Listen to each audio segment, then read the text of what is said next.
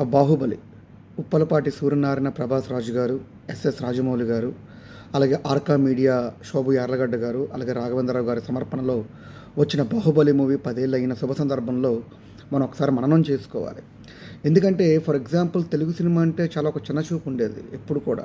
I mean తమిళ వాళ్ళు అలాగా అనుకునేవారు, నార్త్ అలాగా మనల్ని మద్రాసు అనేవారు అనమాట. అలాంటి తరుణంలో ఒక ధీరోద్దాతమైన దర్శకుడు రాజమౌళి గారి రూపంలో ప్రభాస్ గారి యొక్క హీరోగా వచ్చిన 'బాహుబలి' ఎన్ని చరిత్రలు తిరగరాస్తుందో మీకు నాకు ఎవరికి తెలియదు కాదండి. ఒక తెలుగువాడు కనబడితే 'బాహుబలి' మీ నుంచి వచ్చింది కదా అనేంత మంచి పేరైతే పట్టుకొచ్చిన సినిమా ఫీల్డ్కి. అదొక ఐడెంటిటీగా మనం పట్టుకొచ్చిందండి సినిమా అనేది. సినిమా ఏదైనా సరే మనకు ఐడెంటిటీ వచ్చింది. ఆ సినిమాని చూసి మహామహులైన మణిరత్నం గారు లాంటి వాళ్ళే PS2 సినిమా కూడా నేపథ్యంలో పార్ట్ 1, పార్ట్ 2 తీయడం అంటే మామూలు సామాన్యమైన విషయం కాదు. అందుకు రాజమౌళి గారే ప్రథముడు, ఆద్యుడు. సో కాబట్టి ఈ సినిమా గురించి మనం చెప్పుకోవాల్సిన విషయం వస్తే ఒక చిన్నపాటి సినిమాగా అది మొదలుపెట్టారండి రామోజీ ఫిలిం సిటీలో. మీ అందరికీ తెలిసిందే. జస్ట్ ఒక పోస్టర్తో ఒక నీటిలో నుంచి ఒక శిశువుని పట్టుకెళ్ళే ఆ యొక్క పోస్టర్తో సినిమా అనేది ఒక గూస్ బంప్స్ వచ్చింది. ప్రభాస్ రాజు గారు 5 ఏళ్ల కష్టం అది.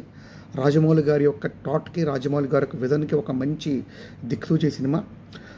ఆ మొత్తం తెలుగు సినిమానే కాకుండా భారతదేశ సినిమానే చరిత్రనే తిరగరాసిన సినిమా 'బాహుబలి' అండి. అప్పట్లో మనకు మామూలుగా 100 కోట్లు, 150 కోట్లు, 20, 30 కోట్లు ఉన్న సినిమా రేంజ్ని ఒకేసారి 450కి 500 కోట్లకు పట్టుకెళ్ళిన పార్ట్ 1. దాని తర్వాత పార్ట్ 2 1600 కోట్ల వరకు పట్టుకెళ్ళిందంటే ఎంత శ్రమ ఉందో ఒకసారి ఆలోచించండి.